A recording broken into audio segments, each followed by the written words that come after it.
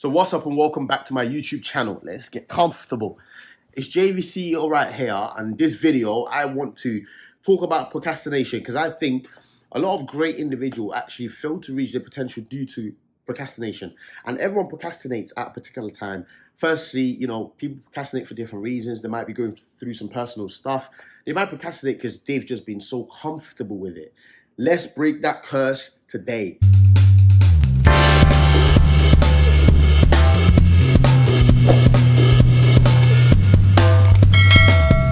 Starting with number one. So some of these points I'll go through, some are kind of related to the others. So just take it in. I literally bang through it. I think it's very, very easy to understand and very easy to put it all into practice. So what I'm going to do is go through about 12 things that causes one to procrastinate. Let's break that curse today. So I think the first thing you need to do is substantiate or establish the reason behind your procrastination.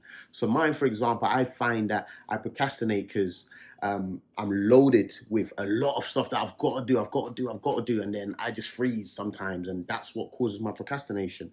So later on in this video, I'll talk to you about how I stop procrastinating, a method that I used. But just to get the video started, the first thing I'll talk about when it comes to procrastination is have a friend circle that holds you accountable. I promise you that's major. So for example, when I wake up in the morning, I have people that I call and we just conversate, not every morning, but some mornings. And sometimes we have a group. I might just message on the group at say 5 a.m. or 4 a.m. Even let's say on 365 Moguls, I'll message at that point. And then whoever sort of replies gives you energy because then oh, they're also up and working at their ambitions and dreams. But on a more personal level, I have like a few number of friends, like 2-3 people, and we banter each other. If we call you at like 5 a.m. and you don't answer, or you answer and your voice sounds, yeah, bro, then we're on you immediately. Like, what? You're them 7 a.m. crew, you're them 8 a.m. crew. So that competitive edge makes it more fun, makes you want to get up early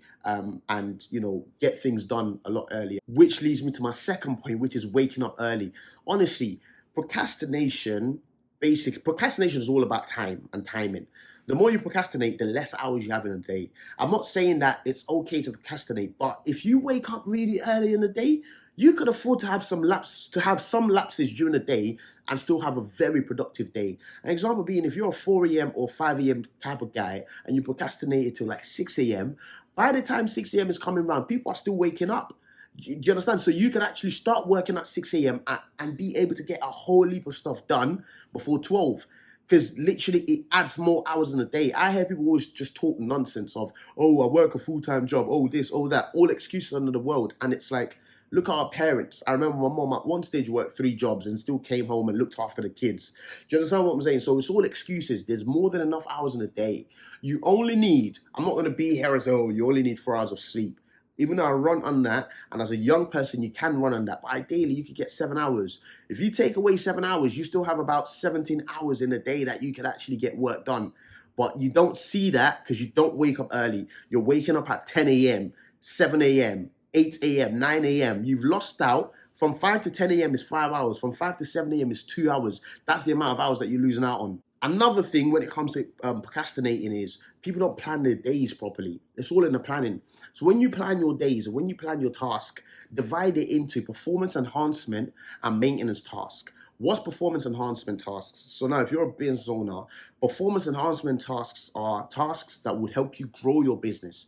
Maintenance task is exactly that. It just helps you keep things ticking along. So what you don't want to do is fill up your diary with, maintenance tasks, because at the end of the day, you're procrastinating. You have to consciously start planning your diary so cool, if I do these tasks, then I've had a brilliant day.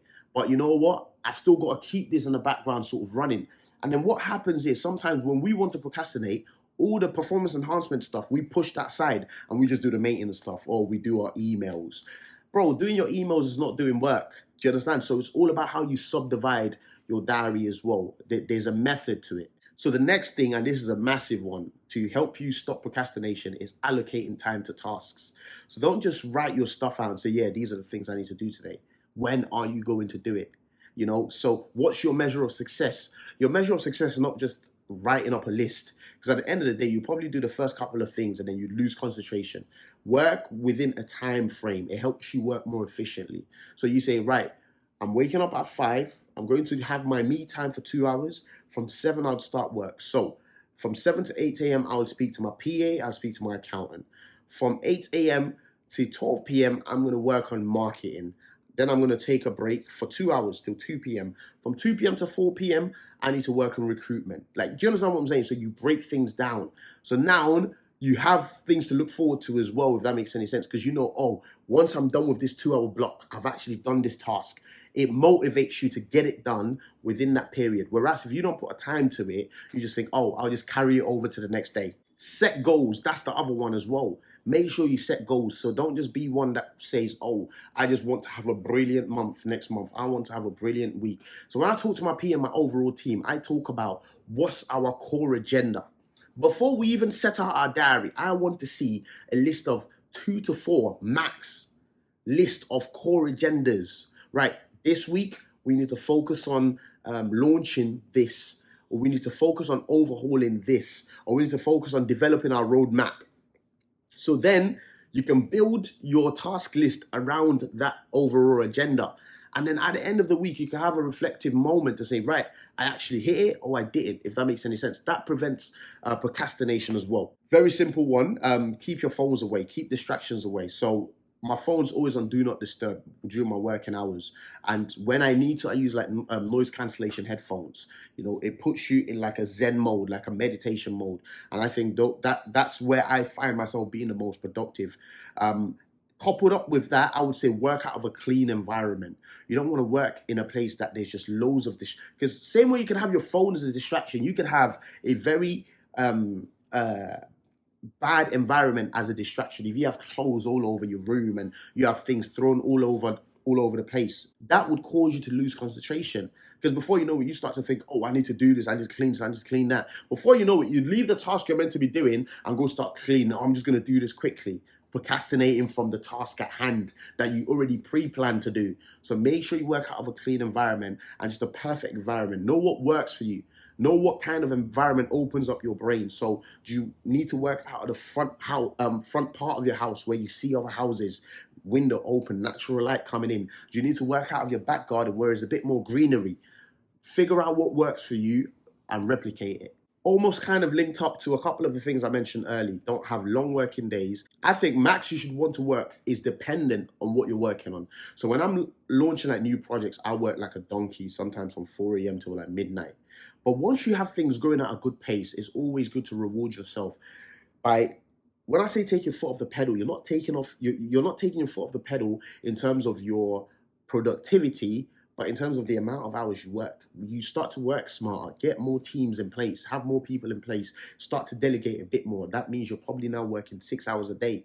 It helps you procrastinate less, because you know, oh, I've only got 6 hours, I'll bang it out and that's it, done. You know, so start to think about, delegating things so that it sort of opens up the opportunity for you to work less hours a day, and that inadvertently leads to less procrastination. I would also advise, the next point being, use like an avalanche approach. So just like when you pay your bills, right? Avalanche versus snowball. So avalanche is you start with the biggest bill first. Snowball is you start with the littlest bill, and then it snowballs into a much bigger force of you being able to pay off the bigger debts at the end.